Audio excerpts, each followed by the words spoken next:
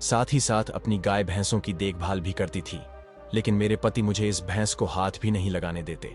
महाराज के सामने चमेली फूट फूट कर रो रही थी।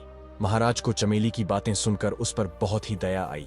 महाराज ने उससे कहा, तुम दुखी मत हो चमेली, हम तुम्हारी सारी बात समझ गए हैं, हम तुम्हें कोई सजा नहीं देंगे। इसके बाद महाराज ने रामू की ओर क्रोधित होकर देखा और फिर गरजते हुए बोले, रामू, तुम अपनी भैंस को एक ही शर्त पर अपने घर ले जा सकते हो, और वह शर्त यह है कि तुम अपनी भैंस को अपनी मर्जी से अब हाथ भी नहीं लगा पाओगे, साथ ही साथ अपनी पत्नी का पूरा ख्याल रखोगे। अरे मूर्ख इंसान, ईश्वर की कृपा से तुम्हें इतना प्यार करने वाली पत्नी मिली है जो एक पत्नी होने के सारे कर्तव्य पूरा कर रही है।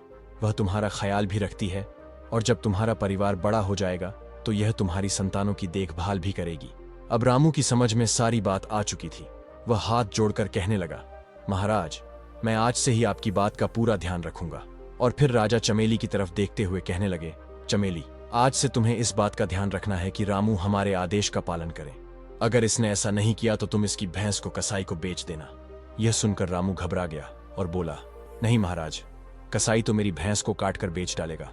महाराज ने कहा, हाँ, तो अगर तुम अपनी भैंस को अपने घर में जिंदा देखना चाहते हो तो आज से एक बात समझ लो, यह भैंस तुम्हारी नहीं बल्कि तुम्हारी पत्नी की हो गई है, क्योंकि शादी के बाद पति की हर चीज पर उसकी पत्नी का भी अधिकार हो जाता है। रामू ने गहरी सांस लेते हुए कहा, ठीक है महाराज, मैं आपकी बात अच्छी तरह से समझ गया हूं।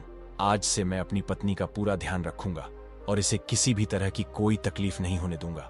यह सुनकर चमेली भी बहुत ही खुश हुई।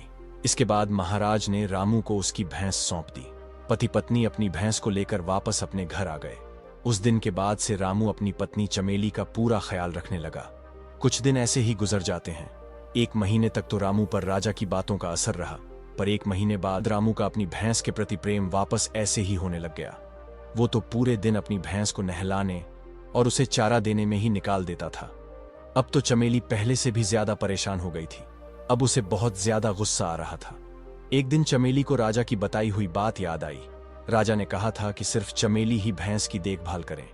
अगर रामू ऐसा करे तो भैंस को कसाई को बेच देना।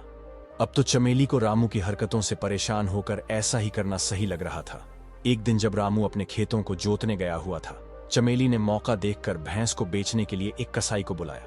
कसाई ने चमेली से भैंस का मूल्य पूछा। चमेली ने कहा, सुनो कसाई जी, मेरी भैंस कोई ऐसी वैसी भैंस नहीं है।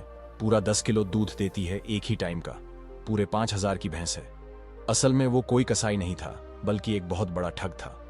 उसने कहा, सुनो, मेरे पास 5,000 तो नहीं है, पर यह हीरा है। यह हीरा बहुत कीमती है। 5,000